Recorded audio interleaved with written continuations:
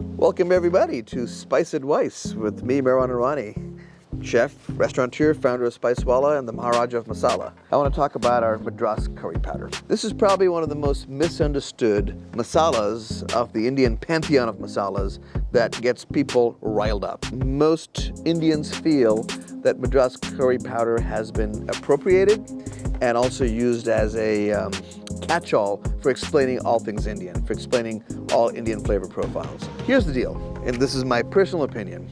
I think Madras curry powder absolutely deserves a place in the pantheon of Indian spices, but it's really important to understand the role it plays in Indian cuisine, the kind of origins of curry powder, and also how to use it. It's very important to be specific about where a curry powder comes from. Our particular curry powder is in the style of a Madras style curry powder. This is the blend that's been the most popularized in the West, and most people mistake as being all of India's identity, due primarily to the fact that there was a huge British presence in Madras in colonial India. They acquired a taste for a style of cuisine in this part of India, and then essentially figured out a way to bring that particular flavor profile to the West, known as curry powder. What makes a Madras curry powder a Madras curry powder? For me, it's got that classic yellow tint to the curry, traditionally made with coconut milk. That yellow tint comes from turmeric primarily, but also has a slight sweetness to it that comes from the use of cinnamon in this particular case, and clove.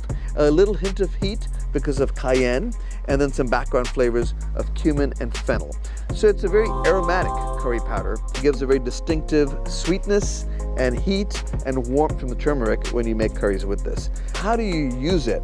Well, my preferred way of using this particular blend is sauteing onions with popped mustard seeds inside for some background flavor, some curry leaves in it, and then adding a fair amount of the curry powder to the sauteing of the onion process. It helps the onions brown. The curry powder kind of absorbs into the onions and becomes part of the flavor profile of the onions. And then when the onions are finally caramelized and sauteed down, and you add, let's say, coconut milk, the spices in here bloom in the coconut milk and add background depth of flavor instead of just essentially floating in the liquid, if you will. I would say this is an important spice if you're trying to cook Indian food, and one of the few spices where you can kind of very easily, with one step, recreate an Indian flavor profile that's very popular in the West, that of a coconut-based curry that's warm, sweet, and aromatic. It's not a kind of spice that we necessarily use as a marinade or as a rub or for roasting and grilling. It's really done best in sort of a broth, coconut milk type curry style spice.